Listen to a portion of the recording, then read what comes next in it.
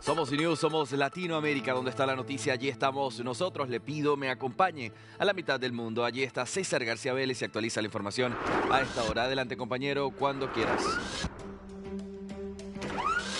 ¿Qué tal, Andy? Un gusto poder estar contigo, con la audiencia en Latinoamérica. Vamos a abordar un tema de interés de muchos de nuestros países, el flujo migratorio que no cesa. El Ecuador está entre los primeros lugares respecto a la cantidad de ciudadanos que están en busca del denominado sueño americano, yendo a los Estados Unidos. Muchos de ellos por el Darién, esta selva inhóspita entre la frontera entre Colombia y Panamá, pero otros están optando por vuelos directos hacia El Salvador, que es uno de los países centroamericanos que no requiere visa.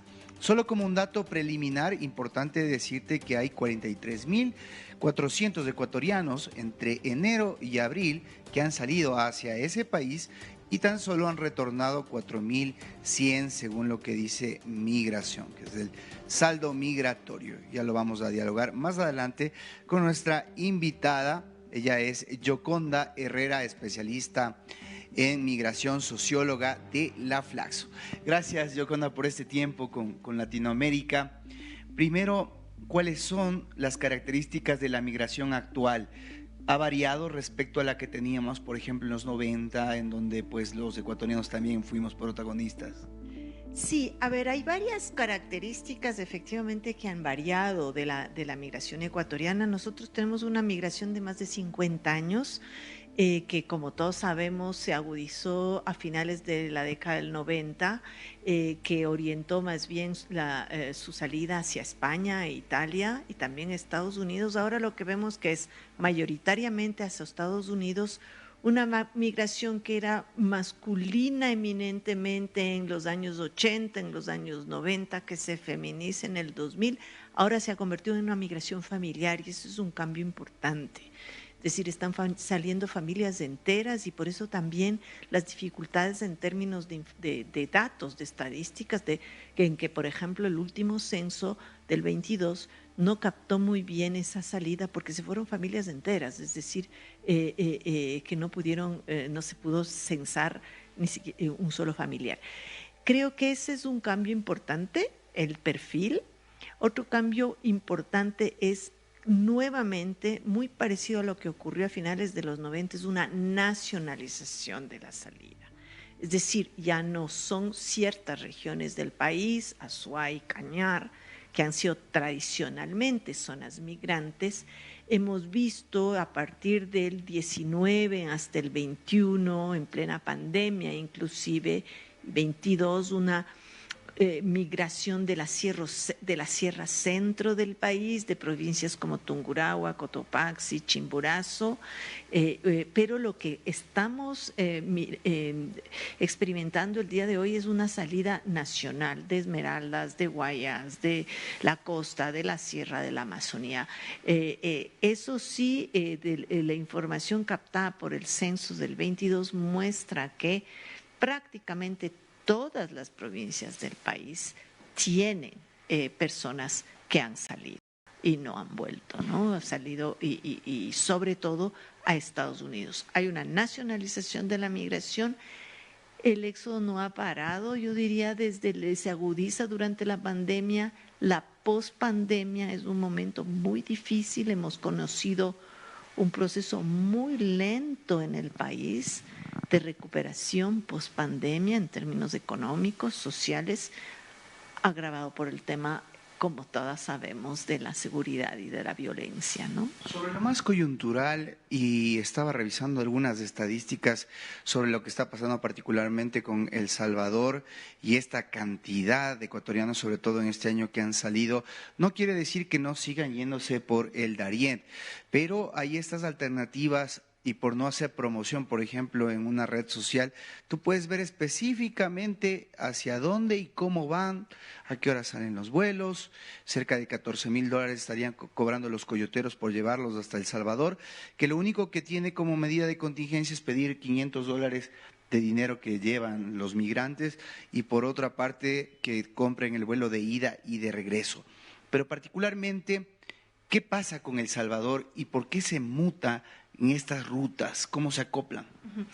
La migración es muy dinámica, toda la vida ha sido así, apenas, por eso es que es tan inefectivas las políticas de cierre de fronteras o de mayor control, porque a una frontera que se cierra aparece otra inmediatamente. Esa ha sido la dinámica de la migración latinoamericana a Estados Unidos y ecuatoriana a Estados Unidos. Entonces, a finales de los 90, empezaron, no sé si ustedes recuerdan, estas embarcaciones que naufragaban, entonces eran tramos que se hacía en barco hasta Guatemala y luego se seguía una ruta. Luego aparecían ya las rutas más, digamos, terrestres por Colombia, el Darién.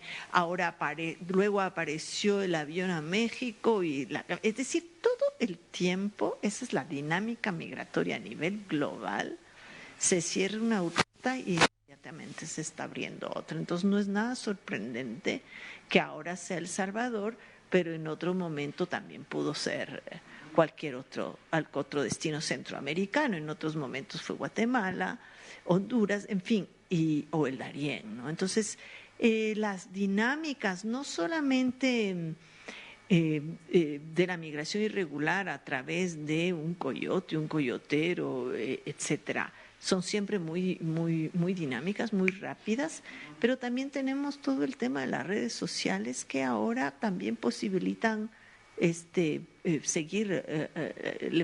posibilitan a los migrantes seguir ciertas rutas, ¿no? A través de las redes sociales. Con respecto a la parte sociológica, entendemos, por ejemplo, que Venezuela tiene un problema con un régimen que muchas veces ha obligado a una diáspora, necesidades económicas, etcétera. En el Ecuador hay violencia en este momento, grupos que están amedrentando, desempleo. Pero muchas autoridades en algún momento sugirieron que Ecuador es una especie de tradición, la migración, y que la gente tiende a migrar, así sea, que tenga posibilidades. ¿Qué piensa el ecuatoriano particularmente para poder tomar esa decisión de migrar? Bueno, hay montones de factores ahí. Por un lado, por supuesto, los estructurales, si no tengo empleo, si veo que no tengo futuro, sobre todo la idea en la juventud es no solamente no tener un empleo inmediato, sino cómo siento que me voy a proyectar, en dónde voy a poder proyectarme. Entonces hay un tema de expectativas ahí también muy fuerte. La crisis, ahora el tema de seguridad es flagrante, es decir, si yo tengo un emprendimiento y me están poniendo una vacuna, es como extremadamente frustrante y puedo salir. Ahora, ¿por qué tengo la idea de que puedo salir? Porque ha habido una construcción histórica de redes sociales, de otras personas que han salido, de redes familiares, sociales, de vecindario, que me vuelven real la posibilidad de salir. Es decir, tengo ejemplos muy concretos y muy cercanos de personas que han salido. Ese es el efecto un poco de las redes y del contagio. Entonces, no es un sueño tan lejano si sé y cada vez más personas que me rodean están saliendo y están cambiando sus vidas. Eso también es un factor importante. Entonces, hay temas estructurales de problemas, ¿no es cierto?, graves del país. Hay estas redes sociales históricas de la migración. Todos tenemos algún familiar en Estados Unidos, en España. Eso es bastante común en nuestra población, en muchos sectores, de muchos niveles económicos. Y también hay una especie de efecto de atracción por los mismos cambios en las políticas migratorias. Entonces, el cambio hace ya varios años del gobierno de Trump a Biden significó también una apertura, digamos, la idea de que se podía dar una cierta apertura. Entonces hay factores estructurales, políticos, tanto las sociedades de acogida como las de salida, ¿no?, que pueden explicar eso. Perfecto. Muchas gracias. Ahí tienen ustedes el análisis que hace Yoconda Herrera desde la sociología, la realidad que está viviendo el Ecuador, pero no solo el Ecuador, sino la región y cuáles son las motivaciones que están llevando cada vez más a latinoamericanos a migrar por vías como el Darién, muy riesgosas, con todo lo que implica y ahora también tomará estas rutas que, como mencionábamos, en el caso particular de los ecuatorianos, se han incrementado la cantidad de vuelos hacia El Salvador para posteriormente ir a Guatemala, cruzar México y llegar hacia los Estados Unidos por valores que oscilan los $14,000. Esta es la información respecto al ámbito migratorio. Tú continúas, Andy, con más desde estudios. Esto Te agradezco, compañero. Tengan ambos una excelente tarde.